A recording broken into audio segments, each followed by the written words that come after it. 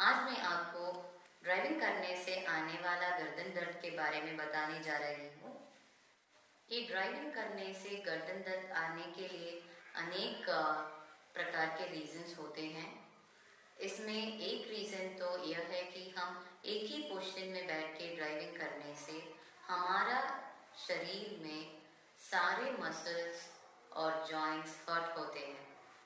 अगर एक ड्राइविंग आपके करियर में एक भाग है तो आपको ये गर्दन दर्द पाने का पॉसिबिलिटीज बहुत ज़्यादा होता है।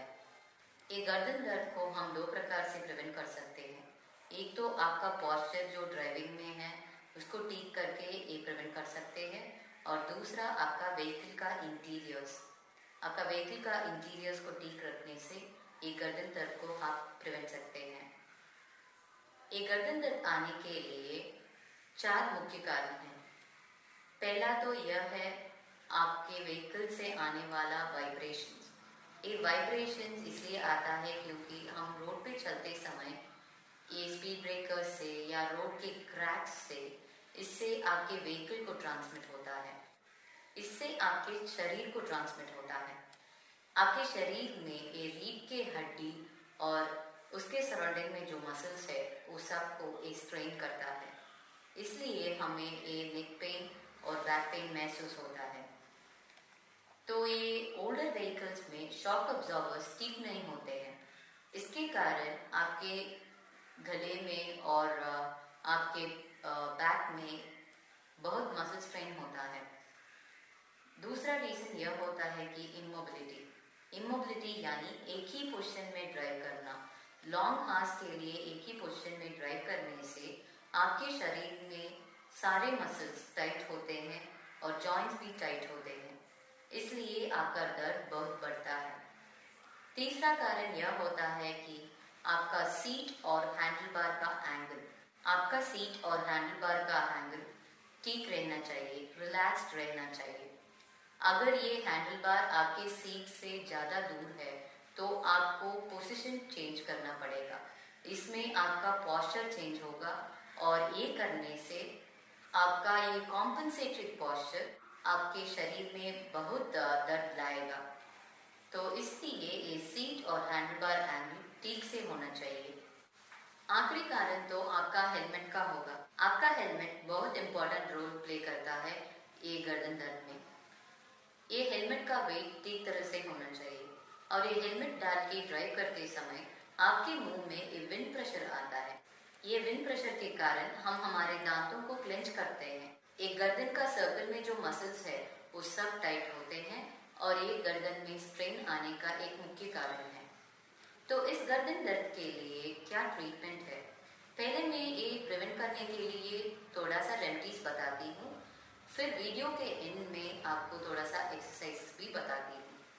ये गर्दन दर्द को प्रिवेंट करने के लिए क्या रेमेडीज है? पहला तो यह है कि आपका गाड़ी का कंडीशन ठीक तरह से होना है। आपका गाड़ी का शॉक अब्जॉर्बर्स ठीक तरह से काम करना है, आपका सीट और हैंडल बार एंगल ठीक तरह से होनी है, और लॉन्ग ड्राइव्स करते समय आपको आधे घंटे में एक बार या 1 घंटे में एक बार आपको रेस्ट लेना पड़ेगा। ये रेस्ट लेते समय आपको नेक मूवमेंट्स करना पड़ेगा, बॉडी को फ्री करना पड़ेगा, क्योंकि एक ही पोजीशन में जब आप रहते हैं तो बॉडी स्टिफ हो जाता है। तो इसलिए ये सब इम्पोर्टेंट है। अभी हम एक्सरसाइजेस के बारे में देखते हैं। पहला तो आपको ये ड्राइविंग करने के बाद आइस देना चाहिए। ये आइस तो आप 8 से 10 मिनट तक ये पूरे मसल्स को, नेक और ये शोल्डर मसल्स को दे सकते हैं। ये बहुत रिलीफ देगा। और दूसरा तो स्ट्रेचिंग करना है। मैं अभी आपको दिखाती हूँ। ऐसे एक हाथ को एक शोल्डर में पकड़ के और एक हाथ को सर में पकड़ के ऐसे स्ट्रेच करके 30 सेकेंड्स तक होल्ड करना चाहिए।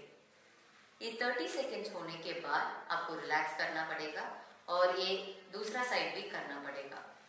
इसको आप 3 बार कर सकते हैं एक साइड में। ये 1 घंटे में एक बार रेस्ट लेते समय आपको तो ये सारे मूवमेंट्स करना पड़ेगा। जैसे आप इस शोल्डर को देखते हैं और लेफ्ट साइड रोटेट करते हैं और अप एंड डाउन और अप डाउन और नेक को रोटेट कर सकते हैं।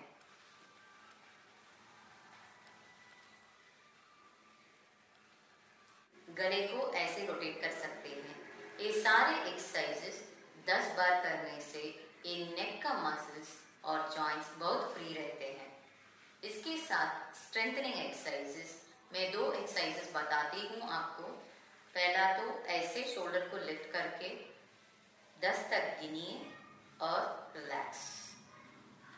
ऐसे शोल्डर को उठा के 10 तक गिनो, 1 2 और रिलैक्स। और दूसरा एक्सरसाइज यह होगा कि आप ऐसे हाथ को रख के पीछे ले जाओ। ऐसे पीछे ले जाने से शोल्डर तो ऐसे अप्रॉक्सीमेट होता है। इस शोल्डर को पीछे ले जाने से स्ट्रेंथनिंग होता है और शोल्डर को लिफ्ट करते समय भी स्ट्रेंथनिंग होता है। ये सारे एक्सरसाइजेस आपको बहुत उपयोग होगा।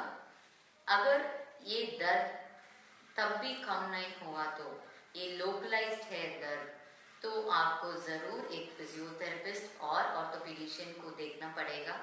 Thank you.